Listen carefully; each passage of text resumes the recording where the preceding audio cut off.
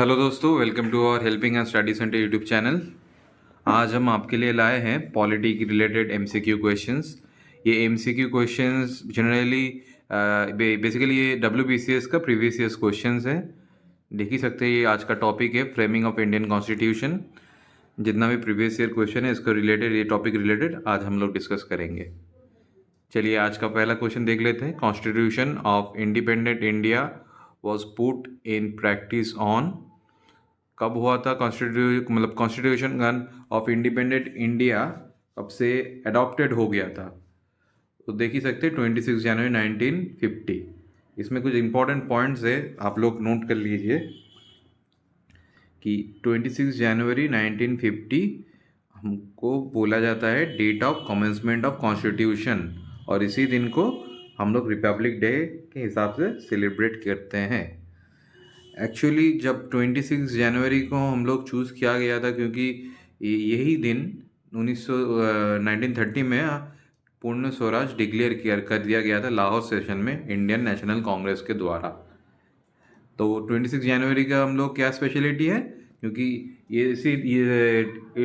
इसी दिन को हम लोग रिपब्लिक डे करके सेलिब्रेट भी करते हैं, और इसी दिन से हम लोगों का कॉन्स्टिट्यूशन कमेंस भी हुआ था। और 26 January 1930 in Lahore session Indian National Congress declare Purna Swaraj. ये बहुत ही कुछ इंपॉर्टेंट पॉइंट्स होता है जो कि बहुत सारा एग्जाम में आता भी है। दूसरा क्वेश्चन देख सकते हैं क्या है। President of constituent assembly of 1946 doctor Rajendra Prasad. तो दोस्तों देख सकते हैं दूसरा क्वेश्चन है आज का, the president of constituent assembly of 1946। इसका इसका आंसर है डॉक्टर राजेंद्र प्रसाद। और एक और इसका हम लोग को जान लेना चाहिए कि टेम्पोररी प्रेसिडेंट कुछ टाइम के लिए जो थे सच्चिदानंद सिन्हा, उसके बाद आया डॉक्टर राजेंद्र प्रसाद। ये आपको पता होना चाहिए कि temporary president of constituent assembly कौन था, डॉक्टर सच्चिदानंद सान्याल। और वल्लभ भाई पटेल, इनको हम लोग बोला भी जाता है कि आयरन मैन ऑफ इंडिया। और चलिए तीसरा क्वेश्चन 2002 में आया था। ये सेम ही क्वेश्चन देखिए रिपीट हुआ है। Constitution of India was adopted on 26 November 1949। इसको बहुत ध्यान से देखिए, ये अडॉप्टेड ऑन अगर बोला गया है तो 26 नवंबर 1949 होना है, और कमेंस्ड ऑन बोला जाएगा तो 26 जनवरी 1950। ये देख सकते प्रैक्टिस, प्रूटिन प्रैक्टिस और कमेंस, मतलब तब से ये लागू हुआ। जो अगर मीनिंग करेगा तो 26 जनवरी 1950। और अडॉप्टेड कब से ये इसका रेजोल्यूशन पास हुआ, कब से ले लिया गया, तो है 26 नवंबर 1949। ठीक है। और इसमें कुछ इंपॉर्टेंट फैक्ट्स देख लेते हैं। इसमें प्रियम्बल था। The constitution adopted on 26 November 1949 contained a preamble, 395 articles, 22 parts, 8 schedules। और इसमें से कुछ प्रोविजन कॉन्स्टिट्यूशन का, जो जैसे सिटीजनशिप, इलेक्शन, प्रोविजनल पार्लियामेंट, जो केम इनटू मतलब लागू हुआ 26 नवंबर 1949 से ही। मतलब पूरा कॉन्स्टिट्यूशन 26 नवंबर 1949 से स्टार्ट नहीं हुआ था। जैसे सिटीजनशिप, इलेक्शन, प्रोविंशियल पार्लियामेंट, ये सभी स्टार्ट हो गया, ये तीनों। ये बहुत ही महत्वपूर्ण चीज़ है। ये कोई भी एग्ज़ाम में ये पूछ लिया जा सकता है कि इसके अलावा जैसे कि उसके साथ प्रीएम्बल भी था स्टार्टिंग से ही, 395 आर्टिकल स्टार्टिंग में था, 22 पार्ट्स था, 8 शेड्यूल्स था पहले, बहुत पहले। अभी चलिए देख लेते हैं अभी चौथा क्वेश्चन क्या है। India's new constitution was adopted on. वही सेम क्वेश्चन देखिए 2002 में जो था वही रिपीट हुआ है, तो इससे वो समझ ही सकते हैं कि इसका कितना इंपॉर्टेंस है।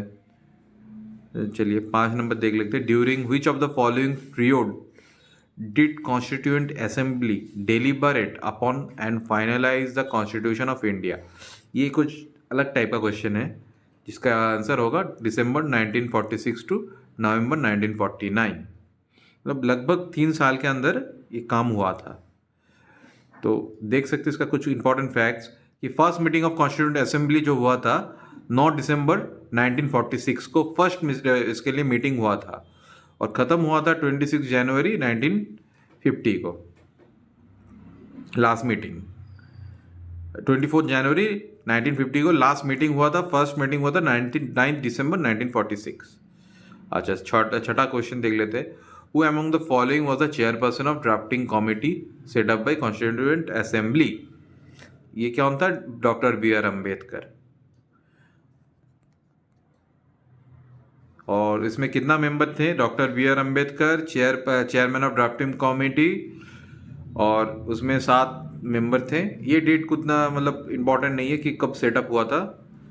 और दूसरा क्या फैक्ट है? B N Rau was appointed as the constitutional adviser of the constitution assembly.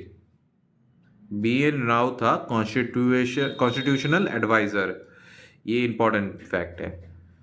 और 7 नंबर में देख लेते हैं, how many member were initially in the constituent assembly of India? 389।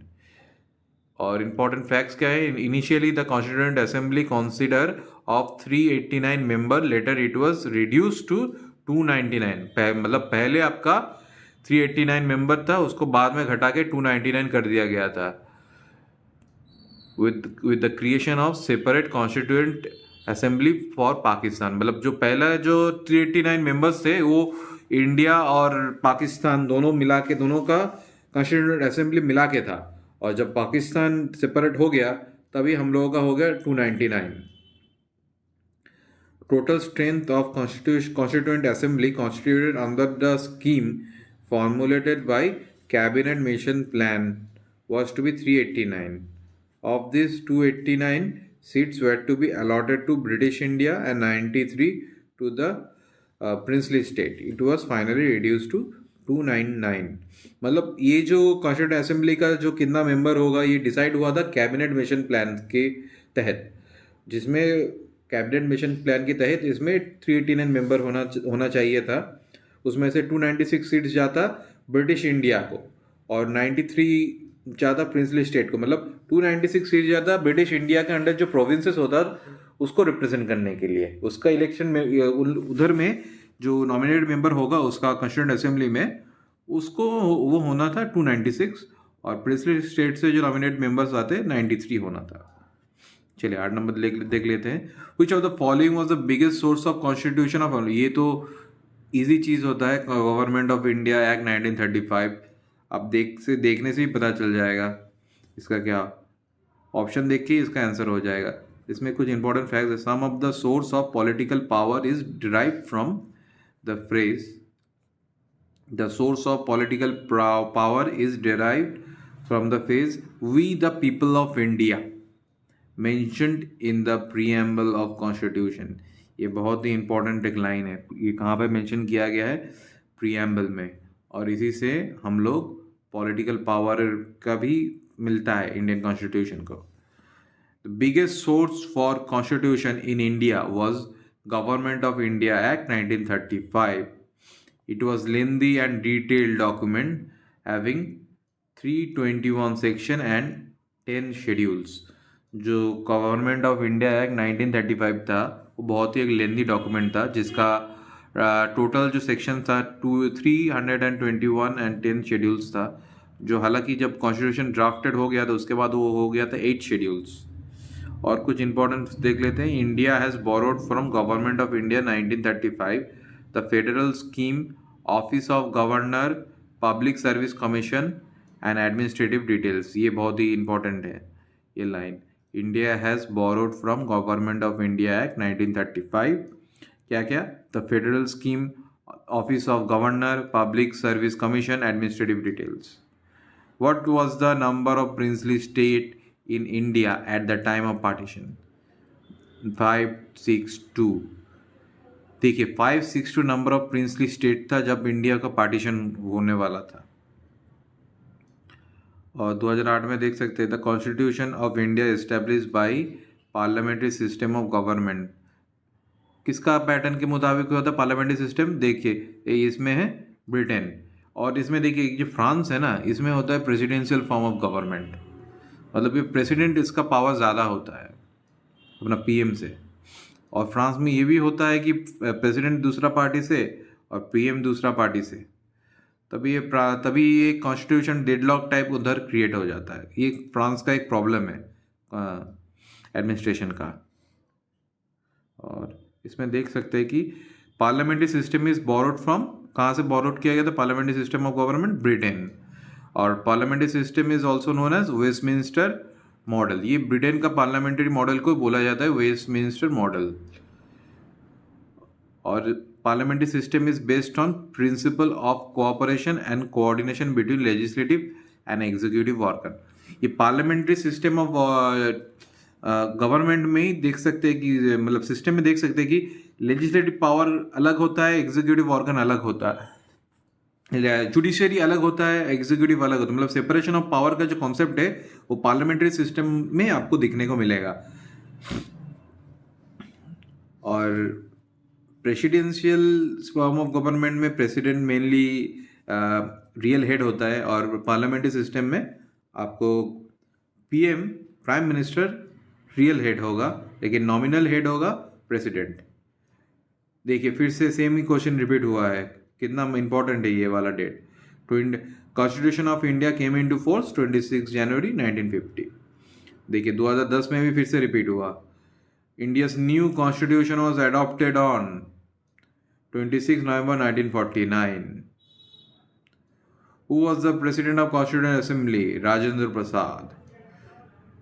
और इंटरिम प्रेसिडेंट कौन था? सच्चिदानंद सिन्हा। मतलब इंटरिम प्रेसिडेंट मतलब पहले जो प्रेसिडेंट चुनने से पहले जो एक होता है ना, मतलब जैसे लोकसभा में देख सकते हैं कि जो स्पीकर है, स्पीकर सिलेक्शन के पहले एक इंटरिम स्पीकर को चूज किया जाता है, जो होता है कि सबसे बुजुर्ग आदमी, सीनियर मोस्ट, वो एक इलेक्शन का मतलब वो इलेक्शन मतलब लोकसभा का प्रोसीड्यूर को फॉलो करके वो स्पीकर को चुना जाता है। वैसे ही सेम चीज़ है, इसलिए सच्चिदानंद सिन्हा टेम्पोररी और इंटरिम प्रेसिडेंट था। देखिए फिर से 2012 को देखिए, mark the correct date and year in which constitution came into being. Same चीज़ 26 जनवरी 1950। Who was the first president of constituent assembly? Doctor Rajendra Prasad. Who in whose report the idea of federation of state was first propose? Motilal Nehru. अब देखिए इसमें बहुत एक important चीज़ हम mark बोल देते हैं, ये फेडरेशन ऑफ स्टेट्स और यूनियन ऑफ स्टेट्स। आर्टिकल 1 के मुताबिक India that is Bharat it's union of states, और फेडरेशन ऑफ स्टेट्स डिफरेंट होता है। यूनियन ऑफ स्टेट्स मतलब स्टेट्स मिलके भारत को नहीं बनाया, भारत ने स्टेट्स को बनाया। मतलब country centre is above the states. हालांकि हम लोग फेडरल सिस्टम फॉलो करते हैं कि सेंटर स्टेट का मतलब इक्वल स्टेटस है, ज़रूर है, लेकिन स्टेट मिलके भारत को नहीं बनाया। मतलब स्टेट चाहे तो टर्म्स डिक्टेट नहीं कर सकता सेंटर के साथ। मतलब वो खुद अपना स्टेट अगर डिसाइड करे आज कि मैं खुद अलग होना चाहता हूँ भारत से, ये हो नहीं सकता भारत में, क्योंकि India is A union of states. और फेडरेशन ऑफ स्टेट्स में क्या होता है कि स्टेट्स मिलके एक कंट्री को बनाया जाता है। जैसे यूएसए, इसमें स्टेट्स मिलके उसको बनाया गया है। तो उसमें देखिए फेडरेशन ऑफ स्टेट्स में क्या होता है, स्टेट खुद कभी डिमांड कर ही सकता है कि हम सीसीट कट जाए, क्योंकि वो खुद मिलके अपना कंट्री को बना रहा है, बहुत सारा स्टेट मिलके। लेकिन इधर वो अपॉर्चुनिटी जो नहीं रहता। तो इंडिया क्या है? Union of states. मतलब इंडिया ने स्टेट्स को बनाया है, ना कि स्टेट्स इंडिया को। 17 नंबर देख लेते हैं। India achieve political independence from British rule on 15 अगस्त 1947। मतलब जिस दिन पे हम लोग इंडिपेंडेंस डे हम लोगों का। Who was one of the advocates of united sovereign Bengal? H.S. Suhrawardy. ये वाला याद रखिएगा, ये अनकॉमन टाइप का क्वेश्चन है। Was one of the advocate of united sovereign Bengal, H.S. Suhrawardy. और 2018 में देखिए क्या है, constitution of India was adopted on 26 November 1949। Mark the correct date and the year in which Indian constitution came into being. मतलब practice में कब है? 26 जनवरी 1950। बहुत ही इंपॉर्टेंट है। Constitution of India was adopted by कौन? Indian constitution assembly. संविधान दिवस और कॉन्स्टिट्यूशन दिवस कब सेलिब्रेट किया जाता है? 26 नवंबर को ये लीजिए, क्योंकि अडॉप्टेड हुआ था इसी डेट में। सेम चीज़ 23 में भी देख सकते हैं। लास्ट क्वेश्चन आज का, Indian constitution was prepared by doctor B.R. Ambedkar.